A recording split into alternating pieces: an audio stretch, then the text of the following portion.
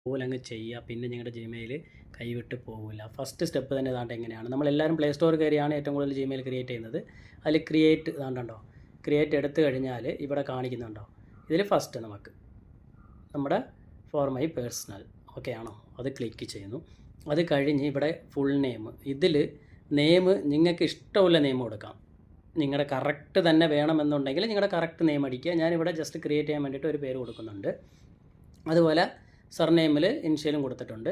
ഇവിടെ date of birth add ചെയ്യുന്നുണ്ട്. ഇത് ഞാനൊരു ഉദ്ദേശം വെച്ചാണ് ആഡ് ചെയ്യുന്നത്. എങ്ങനെ വേണമെങ്കിലും ജിമെയിൽ ക്രിയേറ്റ് ചെയ്യാം. നിങ്ങൾക്ക് പേഴ്സണലായിട്ട് യൂസ് ചെയ്യണമെങ്കിൽ കറക്റ്റായ കാര്യങ്ങൾ കൊടുത്ത് നിങ്ങൾ ആഡ് ചെയ്യുക.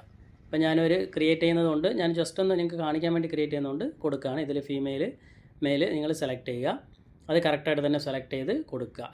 ഞാൻ പറഞ്ഞിട്ടുണ്ട്, നിങ്ങൾ പേഴ്സണലായിട്ട് നിങ്ങൾ യൂസ് ചെയ്യാനുള്ള ഇമെയിൽ ആണെങ്കിൽ ഇതിൻ്റെ അകത്ത് കറക്റ്റായിട്ട് തന്നെ എല്ലാ ഡീറ്റെയിലും കൊടുക്കുക. അടുത്ത് ഇവിടെയാണ് ഒരുപാട് പേർക്ക് മിസ്റ്റേക്ക് വരുന്നത്. എടുത്ത ഉടനെ അവരെ പേരും കൊടുക്കും. രാഹുലാണോ, അരുണാണോ, കന്ദസ്വാമിയാണോ, സൂറിമുത്താണോ, ഏതാണെന്ന് വെച്ചാൽ ആ പേരങ്ങ് എടുത്ത് കൊടുക്കും. ഒരിക്കലും നിങ്ങളുടെ പേരിൽ ക്രിയേറ്റ് ചെയ്യണമെന്ന് ഞാൻ പറയില്ല. പേരിൽ ക്രിയേറ്റ് ചെയ്യാം, പക്ഷേ അതിനേക്കാട്ടിലും നല്ലത് നിങ്ങൾക്ക് ഇഷ്ടപ്പെട്ട വേറെ കാര്യങ്ങളൊക്കെ ഉണ്ടാവില്ല. ചിലരൊക്കെ ചില കോഡ് വേർഡ്സൊക്കെ വെച്ചിട്ടുണ്ട്, അതൊക്കെ വെച്ചാണ് മെയിൽ ക്രിയേറ്റ് ചെയ്യുന്നത്. അങ്ങനെ എടുക്കുന്നതായിരിക്കും നല്ലത്, എൻ്റെ അഭിപ്രായം.